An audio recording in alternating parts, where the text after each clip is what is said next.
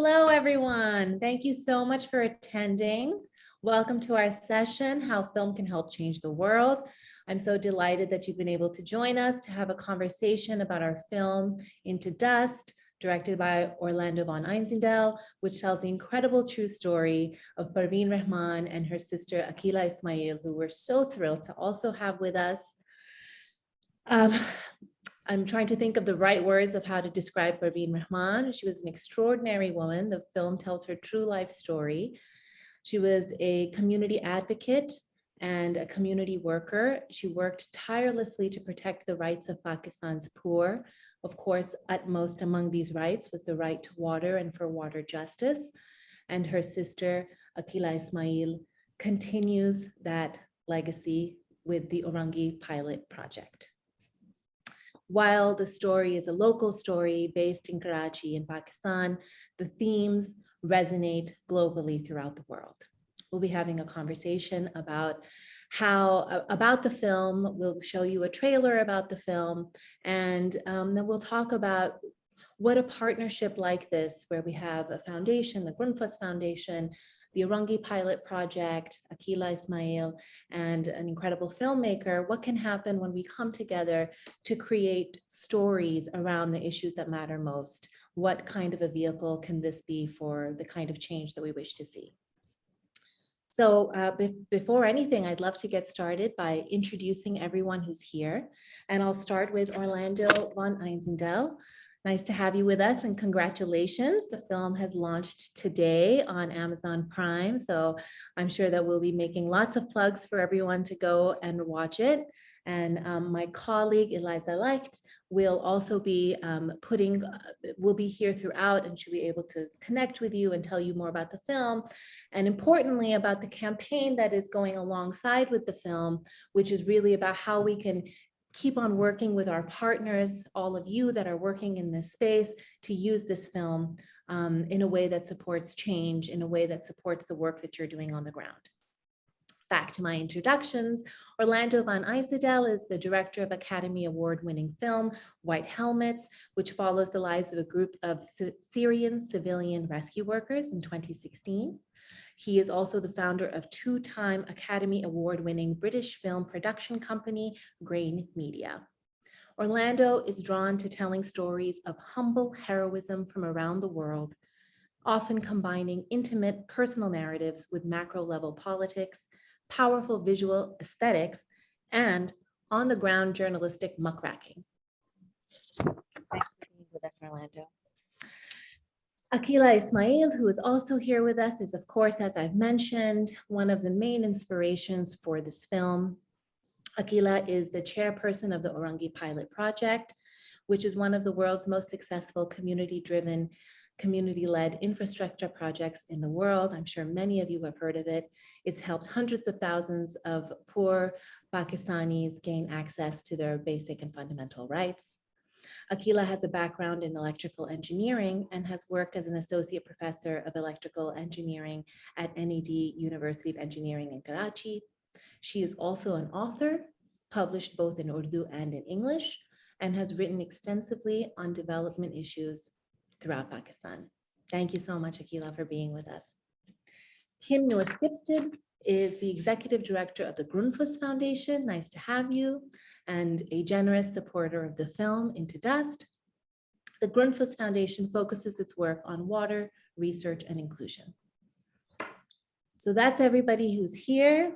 Wonderful to have everyone. Looking forward to this conversation. Orlando, we're going to start our conversation with you. I wanted to ask you a question before we start watching the trailer for this beautiful film. What was it about Parveen's story that drew you to want to telling it? Well, thanks, Samia. Hello, everybody. It's lovely to be here. Thanks for joining us. I mean, actually, this started in earnest. It wasn't just Parveen's story; it was also Akila's. And I mean, their bravery to fight for the rights of Karachi's most vulnerable, despite significant threats to their lives. I found that very inspiring, and you know, I guess I've been fortunate enough in my career to try to share the stories of people around the world who who live for something bigger than themselves. And I think Akila and Parveen's story and their work that epitomizes it. It was also a story about water, and this is a precious resource that all of us rely on. I didn't realize quite the threats to global water supply are, and how many billions of people in the coming decades are going to face severe water scarcity, and that I found that really worrying. And I suppose finally, on a really personal level, I also lost a brother far too young in my life, and when you lose a sibling or anyone really close to you, it can send you in a path which is very destructive and negative, or you can use it to build from and try and make more positive change in your life. And I could see that's exactly what Akila's done, and I found that very, very moving. Thank you for sharing that with us. Well, I think this is actually a perfect moment for us to go into watching the trailer for Into Dust.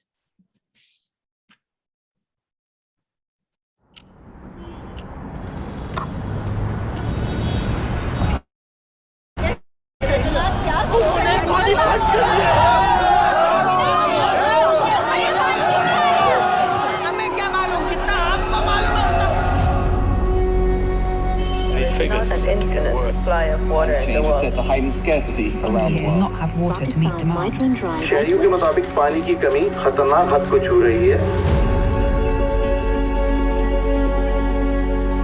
मेरा नाम परवीन रहमान है। आपके इस इलाके में mains water supply है? Did you know they were cutting water in Orangi? It's not cutting, it's rationing. Then it should be equal across the city, right? We found illegal hydrants operating in the open. Someone is protecting them.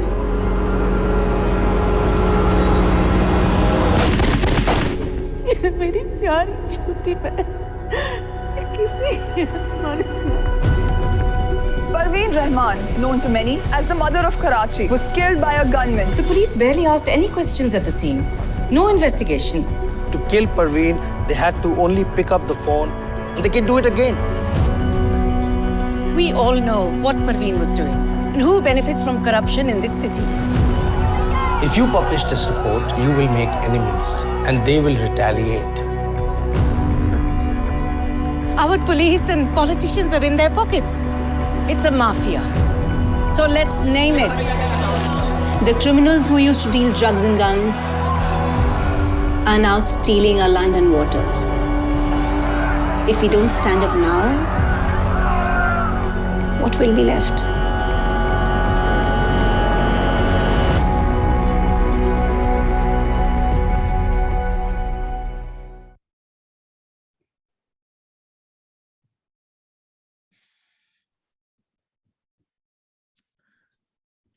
Every time I see this trailer, I'm still moved by it. And I'm from Karachi. It's such a resonant story. I hope everyone has a chance to see it.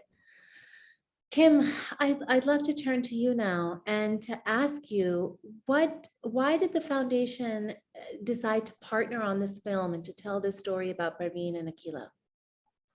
Even though that the Grundfos Foundation was based on a commercial business, the Grundfos Group, in business life, there are also strong values. One of them is for us, especially water for all. So we're based on a lot of values in both Grundfos and the foundation. So it became very easy for us when we found out about this compelling story that Parveen and Akila, and also that Orlando, a great filmmaker, wanted to do this film. We could send a message for a broader audience to become activists or engage in this water discussion, because when you talk to thought leaders, decision makers, politicians around the world, things become a bit too abstract for them. This is a story of a human being, flesh and blood, fighting for the right for all to have access to clean and safe water. And this is one of the things that we've been working for ever since the company was founded back in 75 years ago. So it's a compelling story, a strong message, and hopefully much more people than only politicians, scientists, activists see this. I think it's all up to everyone in the world that it's a human basic right to have access to water for all of us. It's not for the few and the wealthy. And that fight will continue. We saw this here, we'll see that in the movie from Karachi, Pakistan, but it's going on right now as we speak, other places in the world. And one of the most, unsympathetic things in life is when someone gains power by preventing others to have the basic needs, and that's clean water. You've seen wars, awful conflicts in the world that causes migration, poverty, and a genocide because of water. We want to raise the bar for the agenda concerning water issues, and hopefully this movie will ignite more consciousness, but also call for action. I'm curious about why the foundation wanted to use film. What is it that film can do as a tool that some of the other work that you do, some of your advocacy work, some of your other policy work perhaps can't? Well, when we talk to our friends at the World Water Week, we talk to politicians around the world, we talk to media, everyone acknowledges that water is an issue. Even the World Economic Forum has been concluding this for the past 5 to 6 years, that the water scarcity, access to clean water is one of the world's biggest problems and challenges. But it becomes a complex and kind of an abstract discussion. What we need to see for ourselves and gives us hope is when, the so-called vulnerable join forces and become the strongest. And that's needed in several places in the world, and we want to support that fight. What is your hope for this film? What do you hope that the audience members who are watching now take away from this? That we continue to explore whether we see the same story from as we see here in Karachi, Pakistan. Every time we see people, corrupted, criminal, powerful people preventing others to have safe and free access to clean water, we should stand up for our rights. And hopefully this story will be so compelling that others, just ordinary people, could engage themselves in discussing at the family table or with their colleagues. That water issue is probably a bit bigger than we thought. We talk a lot of climate change, but the climate change discussion has a lot to do with water as well, because water or access to water will be a challenge in the future, and we need to make sure that we share it with all. Thank you. Akila, so nice to see you and have you here with us and to see your portrayal on screen. I wanted to ask you, the film really resonates, it's about the distribution, equal distribution of water, water justice, as you've told us many times. I'm wondering if you can share with us, based on your experience and your work, what is it like trying to address water equity and equal distribution in Pakistan? Can you share with us some of your experiences? It's not, talking about it is fine, but when you document something, and when you document something that exists on the ground, which means you have put together where the water is being, where people's right to water is being used. I mean, this water belongs to everyone who lives on the planet, on this earth. And there were certain sections of people who don't have power, who are poor, were being deprived. And this is something that Parveen could not tolerate, because her whole work, her whole life, by the way, we are also immigrants of war. I mean, we were also thrown out and dispossessed from our land of birth. And we know the value of human life. And the place in which she set up her office, or her office was set up, is a place which is water deficit. And why is it water deficit? When she went around researching, what is it where she lives, which was in a middle income area, she gets water. Why is it that Orangi, where she works, and the poor live, they do not get water? They get water maybe once a month, and they have to wait up, and they have to go and beg for water. Why? So when she started doing this research, she discovered there was For Karachi, I'm talking about, there was no lack of water. It was being given the amount that it should be given. But 30% of Karachi was absolutely deprived of water. And the other 30% was getting water sporadically, like Orangi. Now, because we had already mobilized people awareness around sanitation, the next thing that needed to be done was water. And from the very beginning, water was a very important part of the program of how to get water at low cost. For example, laying the lines, etc. But with the problem with water, as against the problem with sanitation, was that what the resource is controlled by the government. The water resource is controlled by the government. So why is the government not giving equal water or equal distribution of water to everyone? And you cannot say that they are poor, so they cannot pay taxes. They're willing to pay whatever needs to be paid. There is absolutely no question of that. You know, they don't want anything for free. They just want what is theirs. And why is it that the government cannot provide them free water?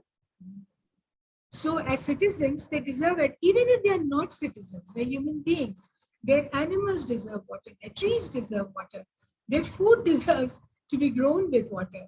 So, you know, with all this in mind, when she started documenting, actually documenting the fact that where was the water going, it was discovered that the water was again, there was enough water coming in. At that time, there were 650 million gallons per day being supplied to Karachi,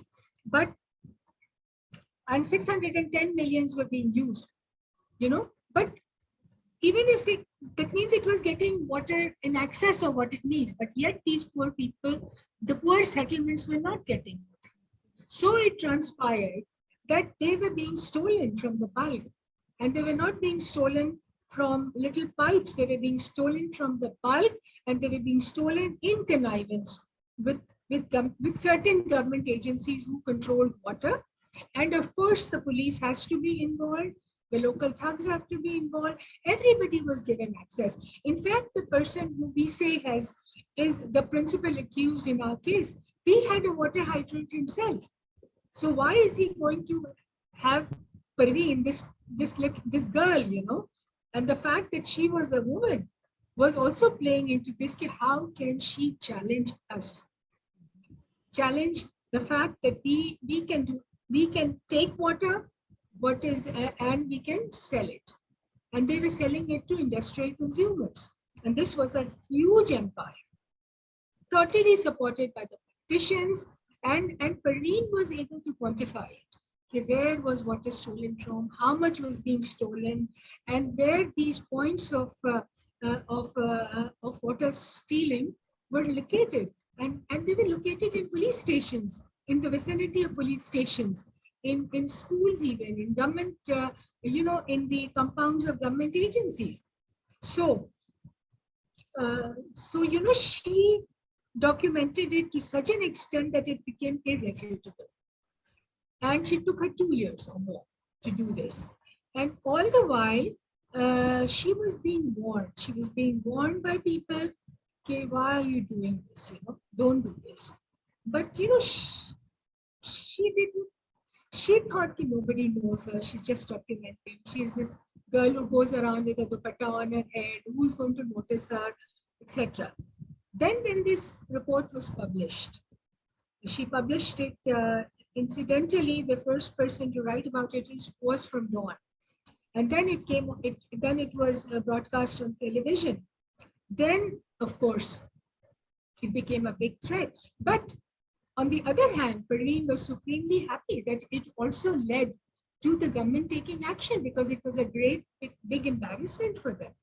Okay, they were making water off a natural resource, which is the people's right to get. It's not just the people's right, it is nature's right.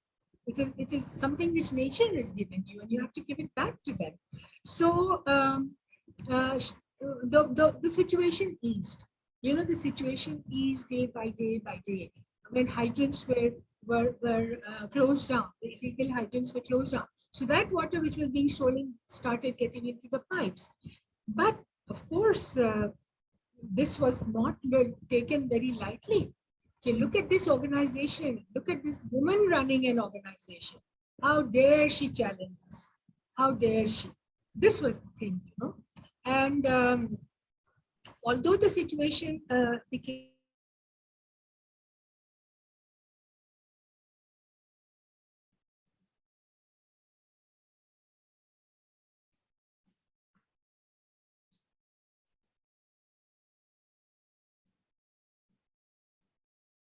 is also a person who is complicit in this. So it's not difficult to draw the conclusion that it was water that killed her. This is what the police told us right in the beginning. That and it's question, and this is asked all the time. Why did she do it? Why didn't she just live a comfortable life? You know, as many others do, like I did, for example. I used to tell her to do it. But she was driven. She was driven by the fact that there has to be equity, there has to be justice. This was her. This was what she lived for. And you know, I think I said this to Orlando as well. That you know, there was a little plaque near her bed, and you know what it said? It said, "Okay, there is a place for all at the Rendezvous of Victory." You cannot just exclude people. You cannot just exclude nature. You have to bring all of humanity and all of nature into your planning. And therefore, she was, it never entered her mind, you know, that this could be a source of danger for her. Although there were people warning, including me, you know, warning her. And then, you know what she did?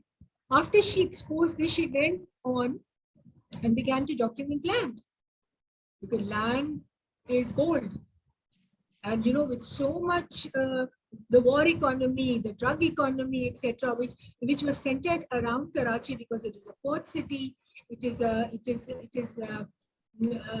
you know, very it has access to the whole of the Khyber Pakhtunkhwa, etc. So she started to document land because the water that were the money that was being made from the drug trade, from the war economy, the Khan war economy, where the transit trade was taking place, where the NATO trucks used to pass from the port to supply arms, to supply food, etc., to the troops in Afghanistan. So you know, it and the land became so valuable because these trucks were then hijacked and sold. So there was so much money around, and where does the money go? The money would go to land, and she started documenting that. And when that came into the people's, into these, I want to call them a bad abuse, but I'm not going to do that. These monsters, they said, you know, look at what she did with water. It was an explosion. I mean, she stopped us. And of course it didn't stop. All of it was not stopped, but it was dented. They said, if this gets done, then we are going to be the biggest losers. So one evening, as she left the office, 10 minutes, she didn't even go beyond maybe half a kilometer. And this man shot her.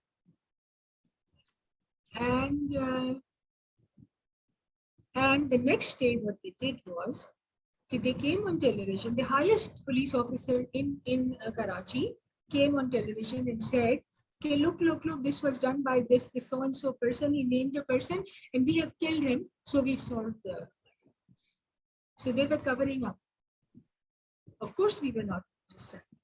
It took us a few months to come to grips. I mean, it took me a lot of time to come to grips with the situation, because my first reaction was that, you know, I should just take my mother and leave. This city is so cruel. She lived for this city, she lived for this country, and it took her life. But then I saw the hundreds and thousands of people who mourned for her, who came into our house. They just came to sit where Parveen used to live. And then it dawned on me, you know, that, you know, she lived for justice. She would have given her life for justice for any one of us. So we cannot let it go. That's when we started, you know, our quest for justice. And we looked at many venues, and thing we decided was that going through the legal process was extremely important, because it was very, of course, it was important to go through the media, etc. But going through the legal process was the only thing that would get these people punished. And of course, there also we were told that, look, life and death is a part. Death is a part of life, and they keep telling us this. Death is a part of life. Of course, it's a part of life. Everybody who's born is going to die, but everybody who's born is not going to get killed. How are we going to accept this? So we started our quest. We went straight to the Supreme Court, which never takes up any case which is of single murder, because it's the highest court of appeal. But to our surprise, and to the justices immediately accepted our petition. And for 7 years, you know that the Supreme Court is not a court of investigation.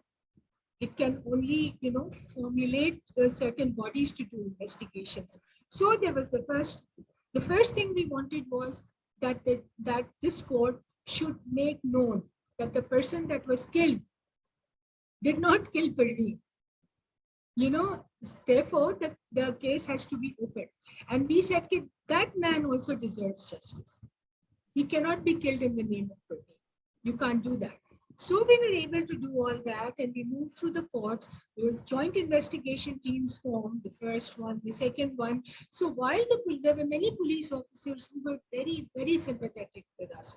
In fact, one of them is going to come to our panel that day, on the 30th. They said, we are with you, but what can we do? There is so much pressure on us, so we figured that there is a huge cover-up taking place here, and we persisted. Then in the end, what happened was, and it was surprising for the police that the justices were with us. In fact, the justices used to say, "You're not talking about." He actually said that. They said, "You're not talking about an ordinary person. You're talking about Parveen Rahman." They used to say that. And then from that girl, Parveen Rahman, right? Yeah, that girl. Yeah, they used to call her that girl. वो लड़की, and that it kept us going, and we were never disappointed by the courts and never disappointed by the system, because the police, there was a large section of the police which also helped us. Otherwise, we could never have come this far. They used to help us in a very covert manner, but they did. Without them, we could not have gotten these 5 people in jail. So the anti-terrorism court is trying them. On the 28th is the final hearing, the closing arguments, and we hope a verdict will come in which some justice will be served. We are absolutely certain justice will be served, and so we're hopeful.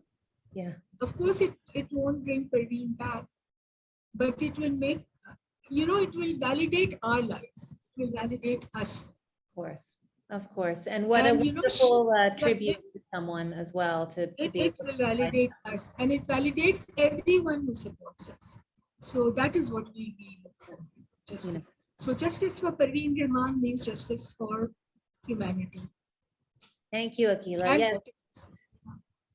Absolutely. And, Parveen Rahman's murder it definitely, in the trailer, it says it shocked the nation. But Orlando, I've heard you say in the past that you were surprised that this was not a story that was on the global stage, and it was something that really moved you to tell it. And I think from all of us, just hearing from Akila now and hearing the story of Parveen as well and everything that happened, we can kind of understand why you would be drawn to be creating this film, why this film could have so much purpose and power.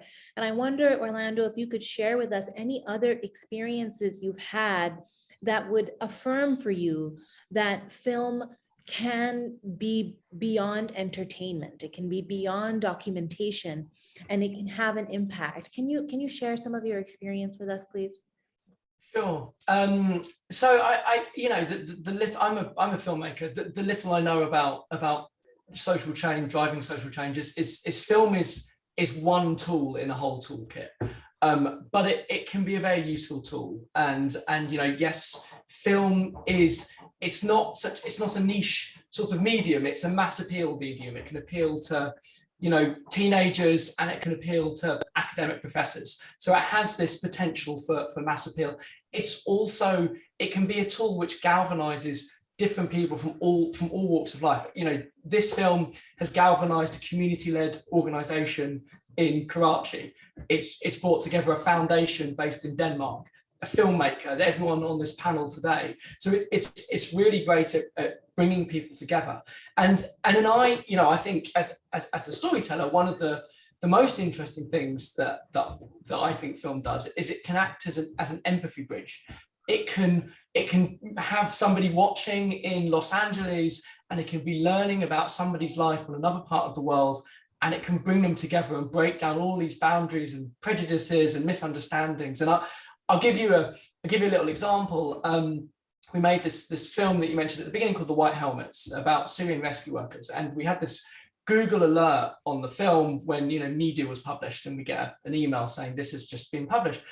And one day an alert came up, and it was a podcast from the Midwest of the United States.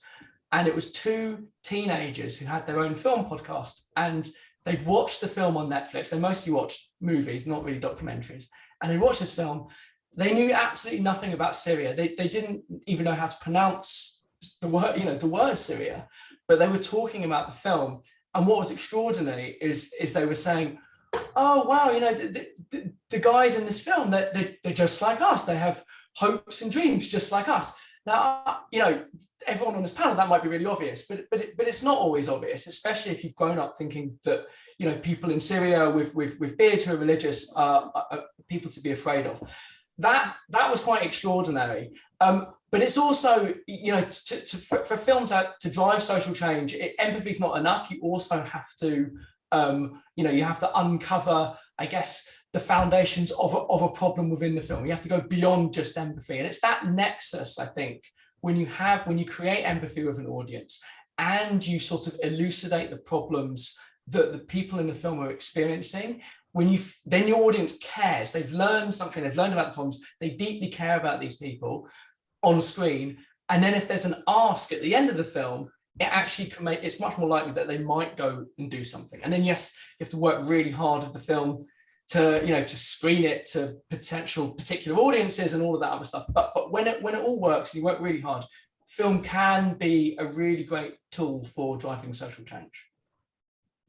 And I just want to mention with that, you know, we have this film. We hope that when you watch this film, you're incredibly moved, but there's many ways that you can take action. And when you're looking in the chats, you'll see links that will be coming up when we have our discussion of how you can learn more about the campaign that we're running, the partners that we're working with, the screenings that we hope to do. And we, you know, anyone in the audience can also host a screening, and we have discussion guides available. So there is the film itself, which can move you, but as I'm hearing Orlando say, and that I can validate, is that there's an organized effort then to help people to move them towards action. So Kim, this brings me to, you know, something that Orlando already elucidated, which is around collaboration. What are some of the opportunities that you can share with the audience who's here today about the greatest opportunities for success that might exist between these different audiences? We have philanthropists, we have policymakers, filmmakers, storytellers. Please share with us about your experience and what you might hope for.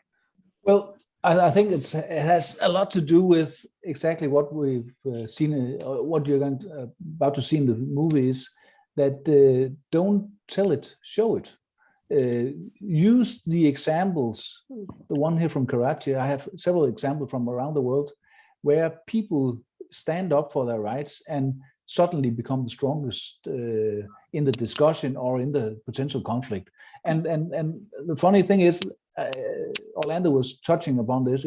It's amazing to see that we're in Pakistan, we're in Denmark, and even though that Karachi is a long way from Denmark, and here in Denmark we don't have these issues at all, but still it's a universal issue, because if there's not water for all, or we have these water conflicts, it affects all of us. Even though I live in a very quiet and friendly place with a lot of groundwater, and it's available for all, we need to engage ourselves. We need to be more passionate about especially natural resources. And we are seeing a movement when it comes to climate change. We see the movement among young people that they ask when they apply for a job, they engage in society, they have strong demands for the people in power, that they have to ask answer a lot of questions, whether their values are okay, to document how they do it, more transparency.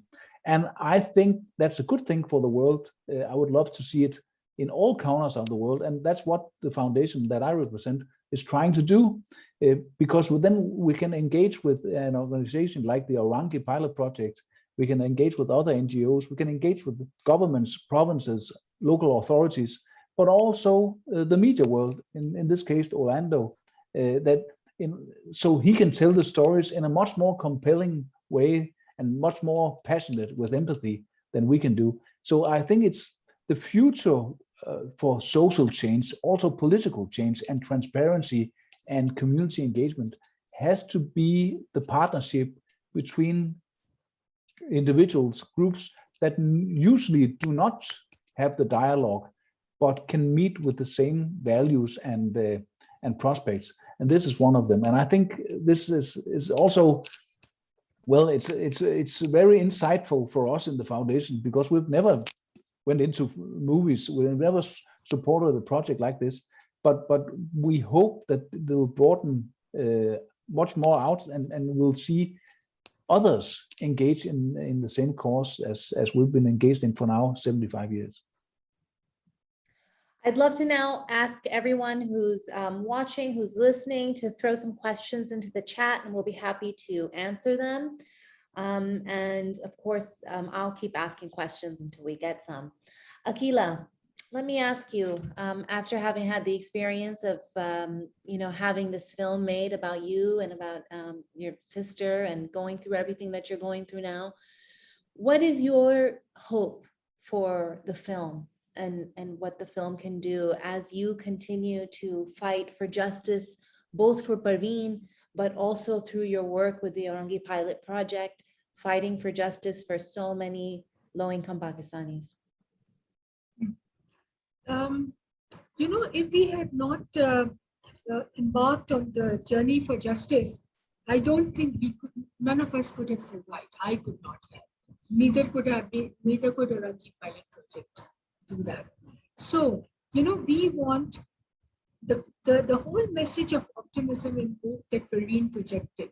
Her thing was that there is a lot of abuse, there's a lot of injustice in the world, but there are people who are trying to do the good thing, people who are trying to make lives better for themselves. It is these people who we have to look at respectively, learn from them, and then possibly teach them to do it in a very professional way. Because Parveen, she was a community activist, but we must also remember that she was a brilliant architect.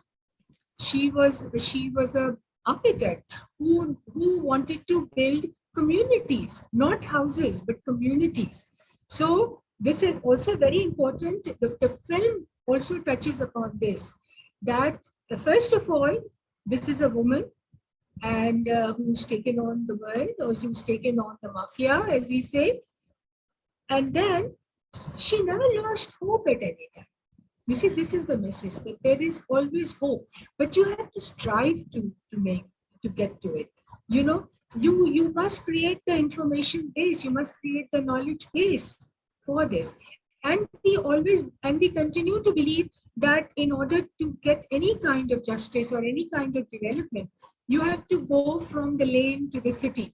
You cannot, to the global. So what has happened is that we managed the lane and we managed the city and we managed the country, but Orlando made it global.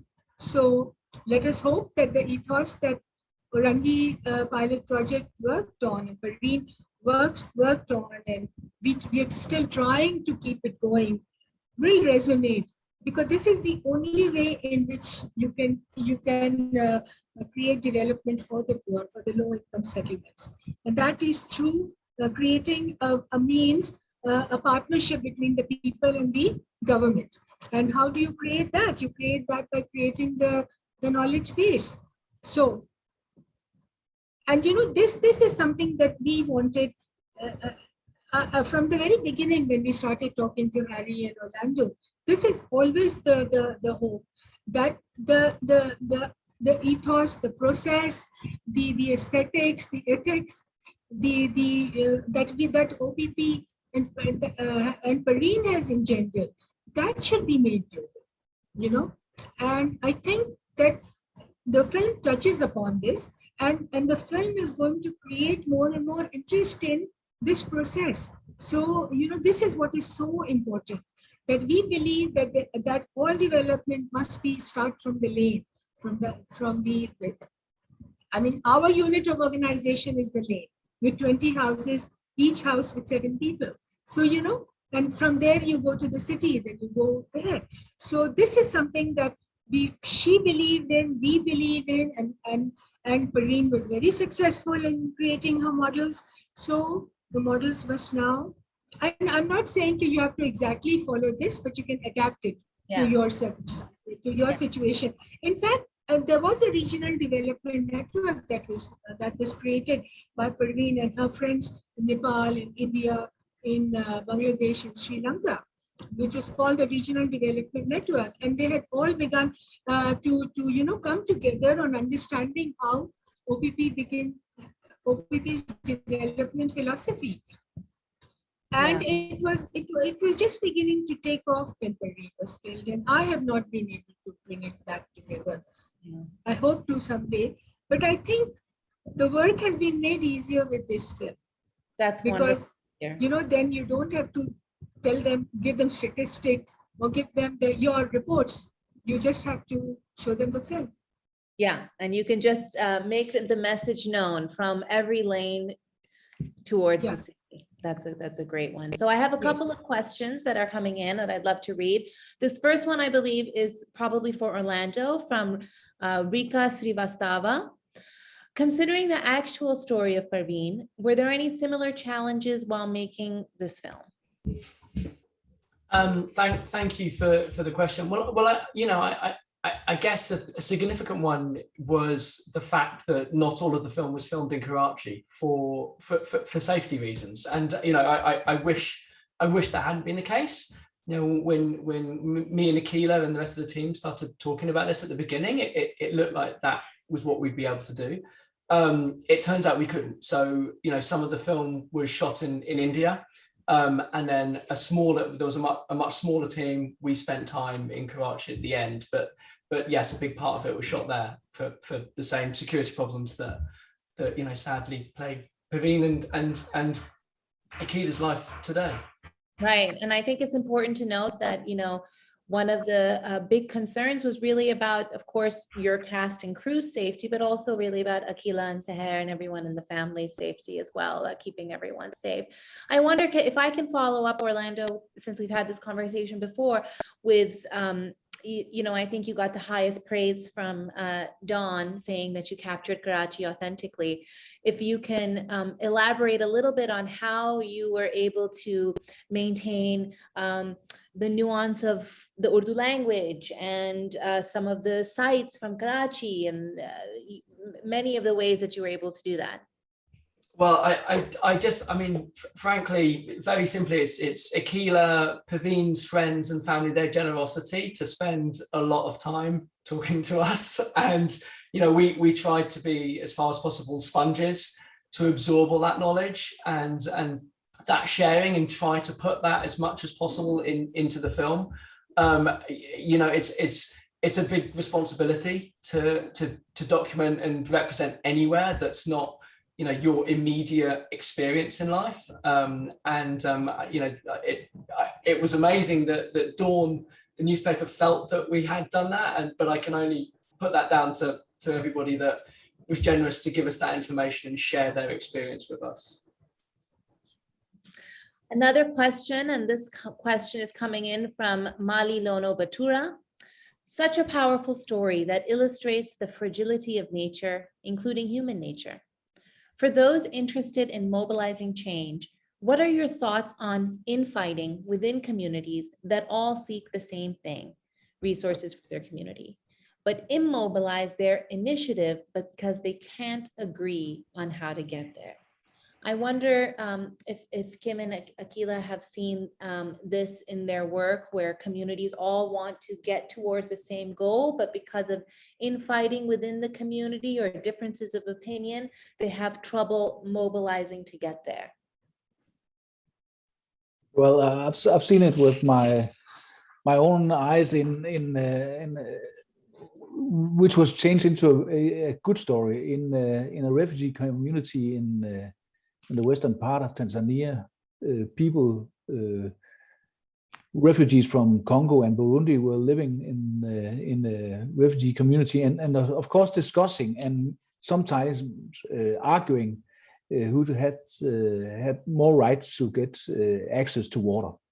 And water was an issue in this refugee community, and it's a refugee community we never talk about. We usually know about the refugee communities around the world where the problems are, but this one has been somehow also among thought leaders and politicians forgotten.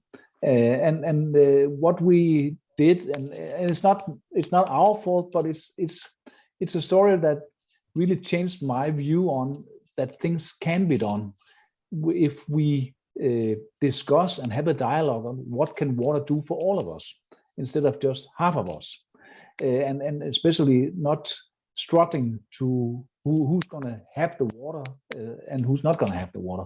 And in this refugee community, the water was heavily polluted by the nearby river, and where they used diesel generators to supply the people there with water, and it was it was polluted. It was not good. But we went in there together with several NGOs and also UN bodies and found water underground and got it up. And suddenly there was plenty of water. And suddenly children were blooming because they were not sick anymore. The Burundis and Congolese took on a mutual responsibility to make sure that the water system was working, because it was based on solar. So they had to clean the solar panels every day, so it was the most efficient as possible. And the Tanzanian government and authorities saw that this was working, so they could, put a cross in a tick box saying that this water issue is not an issue. That's not a conflict anymore. But agreeing on how to use the water system, how to distribute it, became suddenly the subject of other matters also, where then they started talking about schools, they started talking about sanitation, hygiene, and so on. And suddenly they found out that the dialogue was benefiting all instead of a conflict, probably only benefiting half of them. So the idea of, or the notion of that, if we can provide the tools, the perspectives where it can benefit the most people as possible, I think there's a base there for dialogue, and that's very important. Akila, I wonder if you have any stories to share, given that so much of Orangi Pilot Project's work centers people who are often on the margins, centers them in leading this work. You can share with us any of your experiences or what you would hope that people would understand about your work while trying to achieve water justice, and what it means to have people who are the most marginalized lead the work. For us, it is not difficult now. It was very difficult when Parveen started, because now we have a demonstration of what can happen. And the main thing is that we have given people a seat at the table to dialogue with the local government, with the chairmen, with the members of parliament, etc. So which they never had. And how did we do that? We did that by giving them knowledge of what they what they could do, and the power. And this thing began. It took, the first lane was built. It took them 2 or 3 years to do this, of continuous talking, continuous mobilizing. But Parveen and OPP never went to the people saying, look, this is the solution and this is what you have to do. No, they said, look, what is it that you really want? How have you been doing it?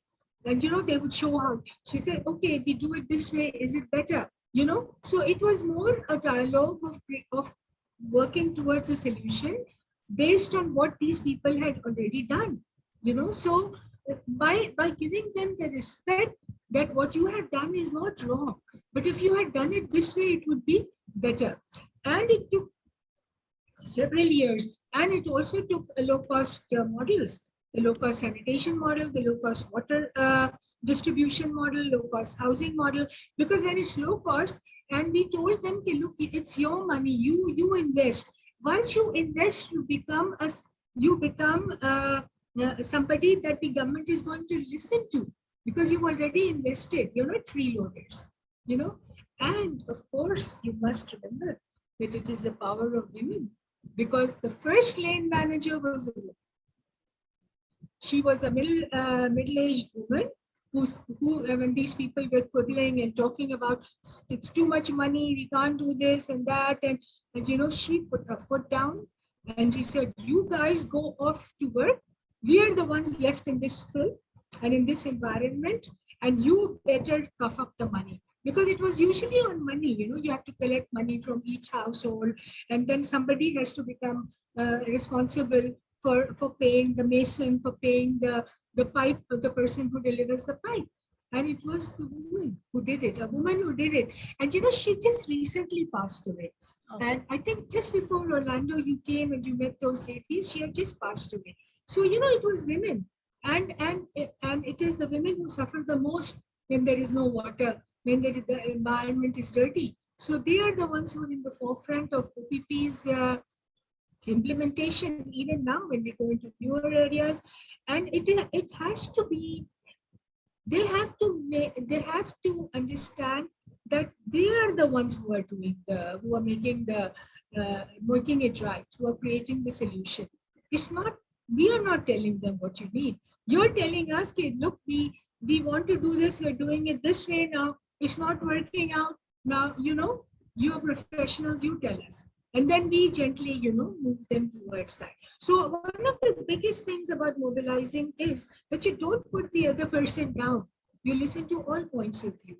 And you then gently move them to, okay, now look, if you look at it this. Now, dialoguing takes, it's very difficult.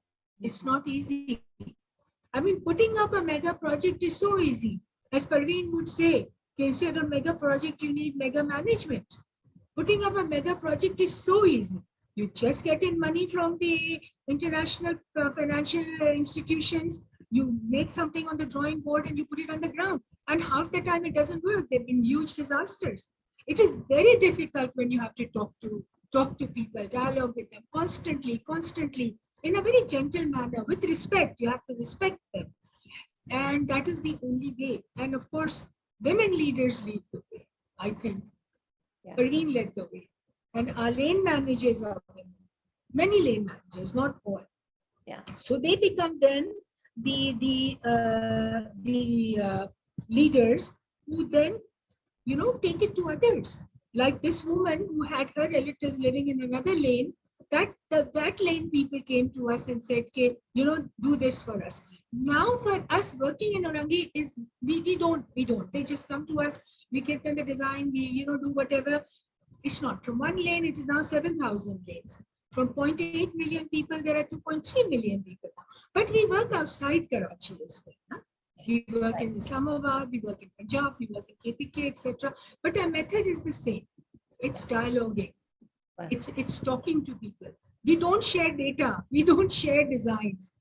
We tell them that you mobilize around this and we will help you in creating the most optimum design.